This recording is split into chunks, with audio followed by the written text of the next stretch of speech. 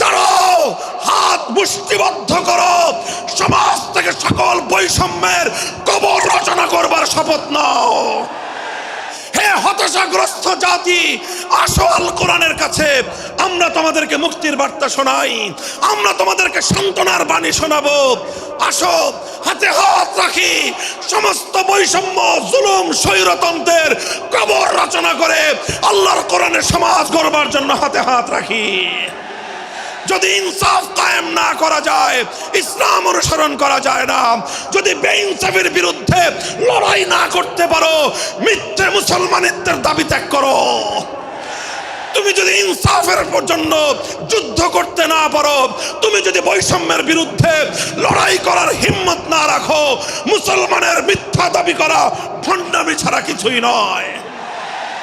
আর সর্বোপরি যদি একটি বৈষম্যহীন সমাজ গড়বার জন্য শাহাদাতের রক্ত দিতে হয়, আবু সাঈদদের মতো বৈষম্যের বিরুদ্ধে বুক পেতে দিয়ে জীবন দেওয়ার জন্য শপথ নিতে হবে। কোরআনে পাকের এক একটা আয়াত, কোরআনের এক একটা বিধান আল্লাহর জমিনে বাস্তবায়ন করার জন্য আমাদের জীবন যৌবনের বাজি লাগায় দিতে হবে, বাজি লাগায় দিতে হবে ইনশাআল্লাহ। ইনসাফ কায়েম করতে গিয়ে ছুরি যদি নিজের সন্তানের হাতের উপর দিয়ে যায়, সে হাত স্তব্ধ হয়ে যাবে না, সে হাত থমকে দাঁড়াতে পারবে না। যেখান দিয়ে ইনসাফ যাবে সেখান দিয়ে ইনসাফকে চালিয়ে দিতে হবে। এই সমাজ, এই জমিন এখন বিপ্লবী চায়। সে বিপ্লব আব্রাহাম লিঙ্কনের আদর্শের বিপ্লব নয়, সে বিপ্লব কার্ল মার্কস, মাও সেতুং আর লেনিনদের বিপ্লব নয়। বাংলার মাটি আরেকটা বিপ্লব দেখতে চায়, সে বিপ্লব হবে আল কোরআনের বিপ্লব, সে বিপ্লব হবে ইসলামী সমাজ গঠনের বিপ্লব। সেই বিপ্লবের জন্য 2000 যুবক নয়, যদি 2 লক্ষ যুবকের তাজা বুকের শাহাদাতের রক্তের প্রয়োজন হয়, সে রক্ত দেওয়ার জন্য শহীদ ঈদগাহে কারা কারা জমায়েত হবে, কারা কারা জমায়েত হবে। হ্যাঁ, এটা শুধু কথার কথা না, শপথ। এটা কথার কথা না, শপথ। এটা অঙ্গীকার। কার সাথে? বল। গরিব অসহায় মানুষ করার পরে তার উপর আইনের শাসন 100 ভাগের জায়গায় 200 ভাগ বাস্তবায়ন করা হয়। আল্লাহ নবী বলেছেন, পৃথিবীতে ইসলাম এসেছে শুধুমাত্র ইবাদত, নামাজ, রোজার, হজ, যাকাতের বিধান বাস্তবায়নের জন্য নয়।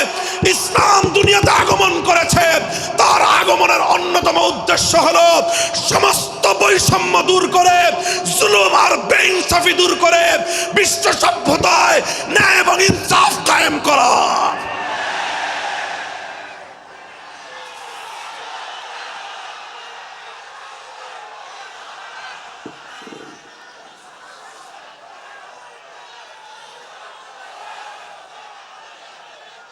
মনে রাখবেন, বৈষম্যহীন সমাজ গড়া এটা শুধু বৈষম্য বিরোধী ছাত্র নেতৃবৃন্দের দায়িত্ব নয়।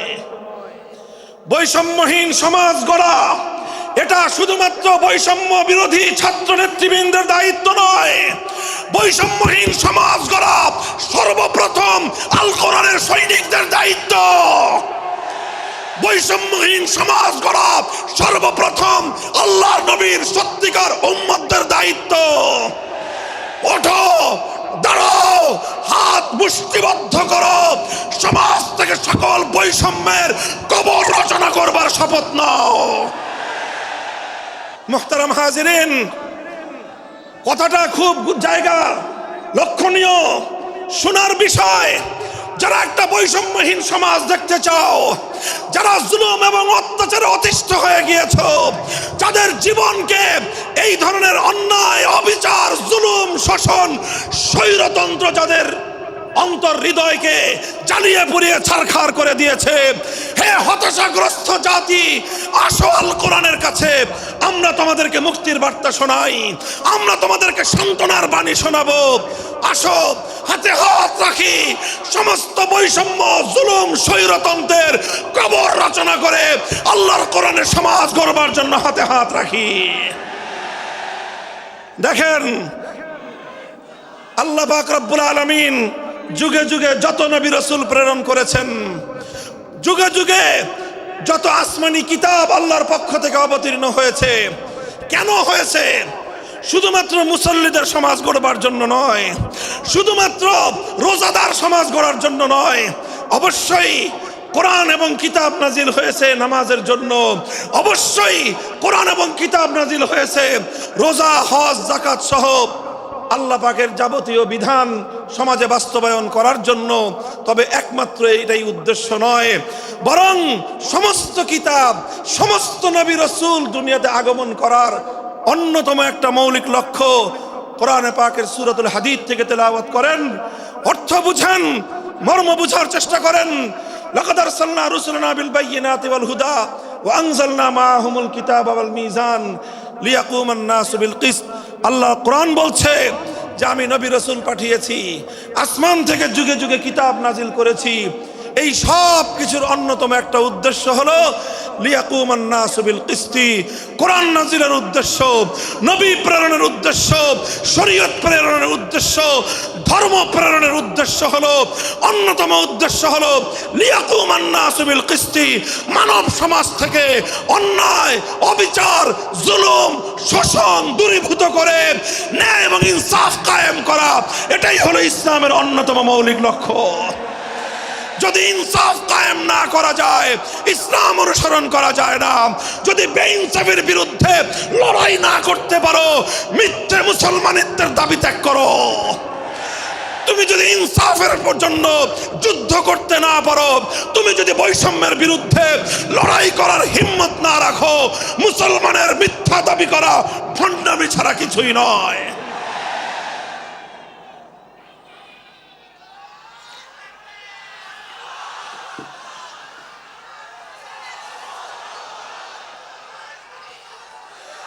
এই জন্য আমাদেরকে বুঝতে হবে, আমাদের জীবনের অন্যতম মিশন, যে জন্য আল্লাহ তার নবীদেরকে পাঠিয়েছেন, নবীদের জীবনের মিশন যা ছিল, নবীর উত্তরাধিকারী, নবীর অনুসারীদের জীবনের মিশনও সেটাই হবে।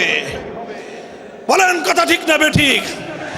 যে পথে গিয়েছে নবীদের জীবন, সে পথে যাবে আমাদের জীবন। যেটা ছিল নবীদের ভীষণ, সেটাই হবে আমাদের ভীষণ। যদি এটাই হয় সত্য কথা, এটাই যদি হয় শপথ, তবে বৈষম্যহীন সমাজ গড়বার জন্য যা করতে হয় তাই করা আমার আর তোমার জিম্মাদারি। যদি সেজন্য আমাদেরকে ঘাম ঝরাতে হয়, ঘাম ঝরানো আমাদের দায়িত্ব। আর যদি সেজন্য চোখের অস্ত্র দিতে হয়, চোখের অস্ত্র দেওয়া আমাদের দায়িত্ব। যদি সম্পদের কোরবানি করতে হয়, মাল সম্পদের কোরবানি করা, সেটাই আমাদের জীবনের দায়িত্ব এবং উদ্দেশ্য।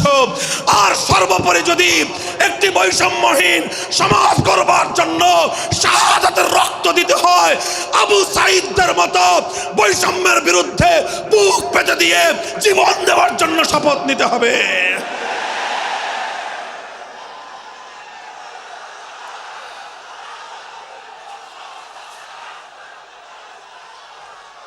এই প্রস্তুত থাকবেন তো ইনশাআল্লাহ? আল্লাহর নবী বললেন এই বৈষম্য চলবে না, এই বৈষম্য জাহিলিয়াত, এই বৈষম্য মূর্খতা। সমাজের মধ্যে নিজের দলের লোক অন্যায় করলে পাগার পার, বিরোধী দলের লোক অন্যায় করলে আইনের শাসনে 100 ভাগের জায়গায় 200 ভাগ। নিজেরা অপরাধ করলে সেই অপরাধীকে ছাড়িয়ে নেওয়ার জন্য সমস্ত আয়োজন। বিপক্ষ মতের লোকজন অপরাধ না করা সত্ত্বেও তাদেরকে কেচোর মতো মাটির গর্ত থেকে ধরে এনে তাদেরকে বিচারের মুখোমুখি দাঁড় করানো, অন্যায়ভাবে তাদের জীবন থেকে তাদের যৌবনের সময়গুলো কেড়ে নেওয়া, বছরের পর বছর অন্ধকার কারা প্রকোষ্ঠে তাদেরকে বন্দী করে রাখা।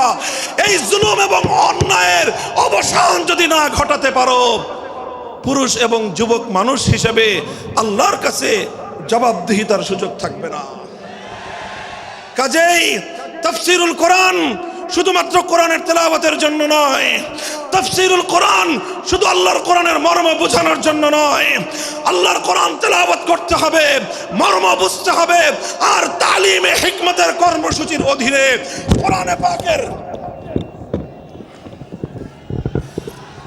পাকের এক একটা আয়াত কোরআনের এক একটা বিধান আল্লাহর জমিনে বাস্তবায়ন করার জন্য আমাদের জীবন যৌবনের বাজি লাগায় দিতে হবে, বাজি লাগায় দিতে হবে ইনশাআল্লাহ। হযরত রাসূল আকরাম সাল্লাল্লাহু আলাইহি ওয়াসাল্লাম বলছিলাম, জাতির উদ্দেশ্যে প্রদত্ত মক্কা বিজয়ী মহাবীর আমিরুল মুমিনিন নবিয়ুল্লাহ খলিফাতুল্লাহ ফিল আরদ খলিফাতুল মুসলিমিন মুহাম্মদুর রাসূলুল্লাহ সাল্লাল্লাহু আলাইহি ওয়াসাল্লামের বক্তব্যের কথা আল্লাহর নবী বললেন, বৈষম্যের কারণে আল্লাহ পাক রব্বুল আলামিন পৃথিবীর বহু জাতিকে ধ্বংস করে দিয়েছেন। সুতরাং শুনে রেখো, আমার দ্বারা বৈষম্য হবে না। শুধু আমার বংশের লোক দেখে, আমার গোত্রের লোক দেখে, আমার রক্তের আত্মীয়তার সূত্রের কারণে আমি অপরাধ প্রমাণিত হওয়ার পরেও তার উপর কোরআনের বিধান বাস্তবায়ন করব না, এটা আমার দ্বারা সম্ভব নয়। এরপরে আল্লাহর নবী যেই কথাটি বললেন, সেই কথা যদি আল্লাহর নবী হাদিসে না বলতেন, তাহলে সেই কথা উচ্চারণ করতে আমাদের জিহ্বা কেঁপে উঠত, আমাদের বক্ষ প্রকম্পিত হতো। আল্লাহর নবী বললেন, ওয়াল্লাহ লাউ আন্না ফাতিমাতা বিনতা মুহাম্মাদিন সারাকাত লাকাতাতু ইয়াদাহা, ওয়াল্লাহি লাউ আন্না ফাতিমাতা বিনতা মুহাম্মাদিন সারাকাত লাকাতাতু ইয়াদাহা। শুধু আমার দাদির গোত্র, আমার বংশের ফাতেমা নামনি মহিলা নয়, আজ যদি আমি মুহাম্মদুর রাসূলুল্লাহর কলিজার টুকরা মেয়ে, আমার জীবনের সবচেয়ে আদরের সন্তান ফাতেমা যদি আজকে চুরি করে ধরা পড়তো, আমি আল্লাহর শপথ করে বলি, আমি তার হাত কেটে দিতে এতটুকু দ্বিধা করতাম না। মুহতারাম হাজিরিন, এটাই হলো তালিমে হিকমত। আল্লাহর কোরআনের বিধান বাস্তবায়ন করতে গিয়ে ছুরি যদি নিজের সন্তানের গলার উপর দিয়ে যায়, ইব্রাহিম খলিলুল্লাহর মতো ছুরি চালায় দিতে দ্বিধা করা যাবে না। যদি ইনসাফ কায়েম করতে গিয়ে ছুরি যদি নিজের সন্তানের হাতের উপর দিয়ে যায়, সে হাত স্তব্ধ হয়ে যাবে না, সে হাত থমকে দাঁড়াতে পারবে না। যেখান দিয়ে ইনসাফ যাবে সেখান দিয়ে ইনসাফকে চালিয়ে দিতে হবে। রাসূল আকরাম সাল্লাল্লাহু আলাইহি ওয়াসাল্লাম ঘোষণা করলেন, আল্লাহর আয়াত নাজিল হলো, ইয়া আইয়ুহাল্লাযীনা আমানুত্তাকুল্লাহ ওয়া যারু মা বাকিয়া মিনার রিবা ইন কুনতুম মুমিনিন। হে মুমিনগণ, সুদকে তোমরা পরিহার করো যদি ঈমানদার হয়ে থাকো। যদি ঈমানদার হয়ে থাকো, কি করো তোমরা? সুদকে পরিহার করো। কি করো? ইত্তাকুল্লাহ, তোমরা আল্লাহকে ভয় করো। ওয়াজারু মা বাকিয়া মিনার রিবা, সুদের যা অবশিষ্ট আছে এই সব কিছু তোমরা পরিহার করো। আর যদি না করো, সুদ যদি তোমরা পরিহার না করো, ফাজানু বিহারবিম মিনাল্লাহি ওয়া রাসূলিহি, আল্লাহ এবং তার রাসূলের পক্ষ থেকে যুদ্ধের ঘোষণা শুনে নাও। হে জাতি, হে মুসলিম সম্প্রদায়, আমরা তোমাদের কাছে পয়গাম পৌঁছে দিতে চাই, আল্লাহর উপর বিশ্বাসী জাতি, আল্লাহর নবীর উপর আস্থাশীল জাতি কোনোদিন সুদি কারবার করতে পারে না। সুদ ভিত্তিক অর্থ ব্যবস্থা দিয়ে তাদের সমাজ চলতে পারে না। আল্লাহর উপর বিশ্বাসীদের সমাজ যদি হয় সুদ ভিত্তিক, তার অর্থ হলো রাত দিন আল্লাহ এবং তার রাসূলের সঙ্গে তারা যুদ্ধে লিপ্ত। যেই মুসলিম জাতি আল্লাহর সাহায্য নিয়ে বিশ্বব্যাপী বিজয়ী হওয়ার স্বপ্ন দেখে, সে মুসলিম জাতি যদি স্বয়ং আল্লাহর সঙ্গে যুদ্ধে লিপ্ত থাকে, তাদের জীবনেও কল্যাণ এবং বিজয় আসার সম্ভাবনা নাই। এই জন্য মুসলিম জাতির উত্থানের জন্য মুসলমানদের বিজয়ের পূর্ব শর্ত হলো সুদ পরিহারের মাধ্যমে আল্লাহর সঙ্গে যুদ্ধ বন্ধ করতে হবে, আল্লাহর পক্ষ থেকে সাহায্য চাইতে হবে। কোরআনের আয়াত, সূরা বাকারার আয়াত, এই আয়াত নাজিল হওয়ার পরে আল্লাহর নবী শুধু তেলাওয়াত করে দায়িত্ব ক্ষান্ত করেন নাই, শুধু সুদের মর্ম বুঝিয়ে নিজের দায়িত্ব ক্ষান্ত করেন নাই। তৃতীয় দায়িত্ব তালিমে হিকমত, সুদকে সমাজ থেকে সমূলে উৎখাত করার উদ্যোগ নিয়েছেন। বলেন সুবহানাল্লাহ। শুধু আলোচনা করে বক্তৃতা দিয়ে নবীর দায়িত্ব শেষ হয় নাই, শুধুমাত্র তাফসীর করে দিয়ে নবীর দায়িত্ব ক্ষান্ত হয় নাই, বরং এক একটা বিধান, আল্লাহর এক একটা আয়াত কিভাবে সমাজে বাস্তবায়ন করা লাগে, করা যায়, নবীজি প্র্যাকটিক্যাল ভাবে তার উদ্যোগ গ্রহণ করেছেন। কিভাবে উদ্যোগ নিয়েছেন? সুদের বিরুদ্ধে কি উদ্যোগ নিয়েছিলেন? কিতাব উল্টান, হাদিসের কিতাব বুখারী শরীফের হাদিস, নবীজি ঘোষণা দিলেন, আলা ইন্না রিবাল জাহিলিয়াতি মাওদুউন তাহতা কদামাইয়া। জাহিলিয়াতের যুগে যত সুদের কারবার চলতো, ইসলাম এবং আল কোরআনের সমাজ গড়বার পর সেই জাহিলি যুগের রীতি, সুদ ভিত্তিক অর্থ ব্যবস্থা মুসলিম সমাজে আর থাকতে পারে না। নবীজি বললেন, সুদের কবর রচনা করলাম আমি আমার পায়ের নিচে। আল্লাহ নবী আক্ষরিক অর্থে এ কথা বললেন, আমি আমার পায়ের নিচে সুদের কবর রচনা করলাম। এরপরে আল্লাহ নবী ঘোষণা দিলেন, অনেকে আছো তোমরা যারা আগে কুফরির জমানায় জাহিলিয়াতের যুগে সুদের উপর লগ্নি করেছো, সুদের উপর মানুষকে ঋণ দিয়েছো, সুদী মহাজন যারা সুদের ভিত্তিতে মানুষকে টাকা দিয়েছো, এইরকম কাজ কারবার যারা করত, সেই যুগে তাদের মধ্যে একজন ছিলেন স্বয়ং আল্লাহর নবীর চাচা হযরত আব্বাস বিন আব্দুল মুত্তালিব রাদিয়াল্লাহু আনহু। মক্কার ঘরে ঘরে আব্বাস রাদিয়াল্লাহু আনহু মানুষের কাছে ঋণ টাকা দিতেন, টাকা পাওনা ছিল এবং সকল টাকা লগ্নি করা ছিল, বিনিয়োগ করা ছিল সুদের ভিত্তিতে। আল্লাহর নবী ঘোষণা করলেন, জাহেলি যুগের সমস্ত সুদ আমি আল্লাহর নবী মওকুফ ঘোষণা করলাম। সর্বপ্রথম যেই সুদ আমি মাফ ঘোষণা করলাম সেটা হলো আমার চাচা আব্বাসের সুদ। কাউকে আমার চাচার কাছ থেকে যারা ঋণ নিয়েছিল, কেউ আর আমার চাচার সুদ দিতে হবে না, শুধুমাত্র মূল পুঁজিটা ফেরত দিবে। সুদ আজ থেকে কবর রচনা করা হলো।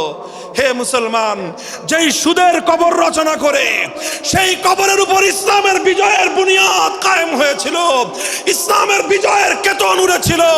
অন্যায় বৈষম্যের কবর রচনা করে, সুদ ভিত্তিক অর্থ ব্যবস্থার কবর রচনা করে আজ মুসলমানেরা আবার সেই কবর খুঁড়ে সেখান থেকে জুলুম, অত্যাচার, সুদ ভিত্তিক অর্থ ব্যবস্থাকে কবরের পচা মাল, কবরের মরা পচা করা লাশ মুসলিম সমাজের মধ্যে আবার পুনর্বাসিত করেছে।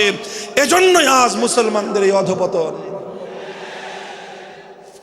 যদি মুক্তি চাও, যদি মুক্তি চাও, শুধুমাত্র ইবাদত দিয়ে মুক্তি আসবে না। ইবাদত যেমন করতে হবে, যেরকম নামাজ, রোজা, হজ, যাকাত, তাসবিহ, তাহলিল আদায় করতে হবে, ঠিক একই ভাবে সমাজ সংস্কার করার জন্য সমাজ থেকে জুলুম দূর করতে হবে, বৈষম্য দূর করতে হবে, বেইনসাফি দূর করতে হবে, সুদ ভিত্তিক অর্থ ব্যবস্থার বিরুদ্ধে জাতীয়ভাবে ঐক্য গড়ে তুলে সুদের বিরুদ্ধে যুদ্ধ ঘোষণা করতে হবে। রাজি আছেন তো ইনশাআল্লাহ? আল্লাহ পাক তৌফিক দান করেন। হাত নামান। 3 দফা কর্মসূচি গেল, তালিমে হিকমত সর্বশেষ আলোচনা ও সমাপ্তির দিকে। নবীজির 4 নম্বর কর্মসূচি হলো ওয়া ইউআল্লিমুহুমুল কিতাবা ওয়াল হিকমাতা ওয়া ইউযাক্কিহিম। ইউযাক্কিহিম অর্থ হলো তাজকিয়া। তাজকিয়ার অনেক অর্থ। তাজকিয়া বলে শুধুমাত্র পীর মুরিদি বোঝানো হয়, তাজকিয়া বলে শুধুমাত্র তাসাউফ চর্চা বোঝানো হয়, তাজকিয়া বলে শুধুমাত্র কিছু ওজিফা আদায় করা বোঝানো হয়। তাজকিয়ার আসল সারমর্ম হলো, একটু লক্ষ্য করে বুঝেন, খুব গভীর এবং তাৎপর্যময় একটা কথা। তাজকিয়ার মূল অর্থ হলো, দেখেন কর্মসূচি ছিল কয়টা? 4টা। 1 নম্বর কর্মসূচি ছিল তেলাওয়াতে কিতাবুল্লাহ, আল্লাহর কিতাবের তেলাওয়াত। 2 নম্বর কর্মসূচি ছিল তালিমে কিতাব, কিতাবুল্লাহ, আল্লাহর কিতাবের মর্ম বোঝানো। 3 নম্বর কর্মসূচি ছিল তালিমে হিকমত, অর্থাৎ আল্লাহর কিতাবের প্রত্যেকটা বিধান, প্রত্যেকটা বিষয়কে প্র্যাকটিক্যাল আমলে পরিণত করা, কার্যে পরিণত করা। কথা ঠিক না বেঠিক? 3 নম্বর কর্মসূচি হলো শুধু আমলে পরিণত করাই দায়িত্ব শেষ নয়, বরং আমলে পরিণত করার পরেও আরো অগ্রসর হতে হবে। 4 নম্বর কর্মসূচি হলো আল্লাহর কোরআনকে নিজের আখলাক এবং নিজের চরিত্রে পরিণত করা। কোরআনকে চরিত্রে পরিণত করা, কোরআনের চরিত্র অর্জন করা। কোরআন যে আখলাকের কথা বলেছে, কোরআন যেই চরিত্রের কথা বলেছে, সেই কোরআনই চরিত্র যখন একজন মানুষ গঠন করতে পারে, এটাকেই বলা হয় তাজকিয়া। এটার নামই হলো তাসাউফ। মুহতারাম হাজিরিন, আল্লাহর নবী নিজের জীবনে 100% আল্লাহর কোরআনকে নিজের চরিত্রে পরিণত করতে পেরেছিলেন। এই জন্য যদি কেউ জিজ্ঞাসা করে আল্লাহর নবীর সিরাত কি, নবীর জীবনীটা কি বলেন তো, সবচেয়ে সংক্ষিপ্ত অথচ সবচেয়ে পূর্ণাঙ্গ জবাব হলো, কি বললাম, সবচেয়ে সংক্ষিপ্ত অথচ সবচেয়ে পূর্ণাঙ্গ। নবীর জীবন সম্পর্কে সবচেয়ে সংক্ষিপ্ত এবং সবচেয়ে পূর্ণাঙ্গ বর্ণনা হলো কানা খুলুকুহু আল কোরআন, আমার নবীর চরিত্র ছিল কোরআন। কোরআন যা বলেছে নবীর চরিত্রে সেটা বাস্তবায়িত হয়েছে, নবীর আখলাকে সেটা বাস্তবায়িত হয়েছে। নবীজির কথাবার্তা, নবীজির উঠা বসা, নবীজির আচার ব্যবহার, নবীজির প্রত্যেকটা অ্যাক্টিভিটি, এমনকি চিন্তা চেতনা সব যখন আল্লাহর কোরআন অনুযায়ী তৈরি হয় তখন সেটাকেই বলা হয় তাজকিয়া। আর এটাই হলো কোরআনকে কেন্দ্র করে চতুর্থ কর্মসূচি। মুহতারাম হাজিরিন, আমি আমার আলোচনা এবার সমাপ্তির দিকে টেনে নিয়ে যাই। আসুন আমরা আল্লাহর কোরআনকে সেন্টারে রেখে একটা সমাজ বিনির্মাণের চেষ্টা করি। সেই সমাজ বিনির্মাণের জন্য প্রথম কাজ, ঘরে ঘরে কানে কানে কোরআনের তেলাওয়াতের আওয়াজ পৌঁছে দেই। 2 নম্বর, প্রতিটি মুসলমানের কাছে কোরআনের মর্ম বোঝানোর চেষ্টা পৌঁছে দেই। 3 নম্বর হলো কোরআনের প্রত্যেকটা বিধান সমাজে, ব্যক্তিগত জীবনে, পরিবার জীবনে, সমাজে, রাষ্ট্র জীবনে বাস্তবায়ন করার উদ্যোগ নেই। চতুর্থ কর্মসূচি হলো আল্লাহর কোরআনকে নিজের আখলাক, নিজের চরিত্রে রূপান্তরিত করার জন্য সর্বাত্মক চেষ্টা চালাই। ইনশাআল্লাহ রাজি আছি তো? ইনশাআল্লাহ রাজি আছেন তো? আল্লাহর কোরআন শুধুমাত্র তেলাওয়াত নয়, শুধুমাত্র তাফসীর আর ব্যাখ্যা নয়, এই কোরআনকে বাস্তবে পরিণত করবার জন্য মুসলমানরা যদি উদ্যোগ গ্রহণ করে, আগামীর বিশ্ব হবে ইসলামের বিশ্ব, আগামীর বিশ্ব হবে আল কোরআনের বিশ্ব ইনশাআল্লাহ। বাংলাদেশ বাংলাদেশ বাংলাদেশ নিয়ে আমার আখেরি বার্তা এখন হলো বিপ্লবের জন্য বাংলাদেশ উর্বর হয়ে আছে। কথা বলেন ঠিক না বেঠিক? বৃষ্টির পানি পড়লে যেভাবে যেভাবে শীতকালের পরে বৃষ্টির পানি পড়ার সঙ্গে সঙ্গে ফসলের মাঠ যেমন চাষাবাদের জন্য উর্বর হয়ে যায়, আবু সাইদ, মুগ্ধ, সিফাত হাসান, এভাবে আমাদের অসংখ্য অগণিত বীর শহীদদের রক্ত ভেজায় বাংলার মাটি এখন ইসলামী বিপ্লবের জন্য উর্বর হয়ে আছে, আল কোরআনের বিপ্লবের জন্য উর্বর হয়ে আছে। এই সমাজ, এই জমিন এখন বিপ্লবী চায়।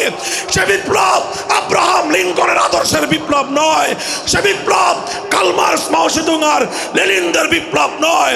বাংলার মাটি আরেকটা বিপ্লব দেখতে চায়, সে বিপ্লব হবে আল কোরআনের বিপ্লব, সে বিপ্লব হবে ইসলামী সমাজ গঠনের বিপ্লব। সেই বিপ্লবের জন্য 2000 যুবক নয়, যদি 2 লক্ষ যুবকের তাজা বুকের শাহাদাতের রক্তের প্রয়োজন হয়, সে রক্ত দেওয়ার জন্য শহীদ ঈদগাহে কারা কারা জমায়েত হবে, কারা কারা জমায়েত হবে। হ্যাঁ, এটা শুধু কথার কথা না, শপথ। এটা কথার কথা না, শপথ। এটা অঙ্গীকার। কার সাথে? কার সাথে? ইনশাআল্লাহ এই শপথ এবং অঙ্গীকারের উপর আমরা আমাদের জীবনের অবশিষ্ট সময়গুলো অতিক্রম করার চেষ্টা করব। করবেন তো ইনশাআল্লাহ? আল্লাহ পাক কবুল করুন, তৌফিক দান করেন। 3 দিন ব্যাপী আজিমুস শান তাফসীরুল কোরআন মাহফিলের এই আয়োজন সার্থক হোক, ইসলামী সমাজ গঠনের জন্য এখান থেকে মানুষ অনুপ্রেরণা নিয়ে ঘরে ফিরুক, ঘরে ঘরে কোরআনের আলো, ঘরে ঘরে কোরআনের তেলাওয়াত, কোরআনের তালিম এবং কোরআনের হিকমতের আমল শুরু হোক। আল্লাহ আমাদের সকলকে গ্রহণ করুন, তৌফিক দান করেন। ওয়া আখিরু দাওয়ানা আলহামদুলিল্লাহি রাব্বিল আলামিন। সুবহানাল্লাহি ওয়া বিহামদিহি, সুবহানাকাল্লাহুম্মা বিহামদিক, আশহাদু আল্লা ইলাহা ইল্লা আনতা, আস্তাগফিরুকা ওয়া আতুবু ইলাইক। গান বাজানা মদ জুয়ার আসর ছেড়ে করে তারা মাহফিলের আয়োজন। আমি স্বপ্ন দেখি মা বোনেরা পর্দা করে, ভারতীয় চ্যানেল ছেড়ে তারা এখন কোরআন হাদিস চর্চা করে। আমি আল্লাহওয়ালা ছেলে সন্তানের বাবা হব, আমি পর্দাওয়ালা ওই বোনের ভাই হব, আমি স্বপ্ন দেখি আমজনতার স্বপ্ন হব, অত্যাচারীর লৌহ কপাটে ভাঙতে যাব, আমি স্বপ্ন দেখি আজান হলে সবাই মসজিদে যায়, জুমার নামাজে যাই দৃশ্য ওই দৃশ্য প্রতি ওয়াক্তে দেখিতে পাই, আমি স্বপ্ন দেখি সবাই অর্থ সহ কোরআন পড়ে, বাস্তব জীবনে তা আমল করে সবাই সবার জীবন গড়ে, আমি তাহাজ্জুদ গুজারি বান্দা হব, আমি কোরআনের আলোয় আলোকিত হব, আমি স্বপ্ন দেখি আমজনতার স্বপ্ন হব, অত্যাচারীর লৌহ কপাটে ভাঙতে যাব। আমার স্বপ্নগুলো ভালো স্বপ্ন না? এই স্বপ্নগুলো পূরণ হোক আপনারা চান? তাহলে আর দুইটা স্বপ্নের কথা বলি। আমি আল্লামা সাইদি সাহেবের কণ্ঠ হব, দিন কায়ামের বজ্রধ্বনি বাজবে অসীম এই জমিনে শুনতে পাবো, আমি স্বপ্ন দেখি ফিরে এসেছে আজহারি, যার ভয়েতে দৌড়ে পালাই বাংলাদেশের ভণ্ড মাজার পূজারি, আমি স্বপ্ন দেখি মুক্তি পেল মামুনুল হক, মুসলমানের আন্দোলন রাজপথে যিনি ছিলেন মহানায়ক।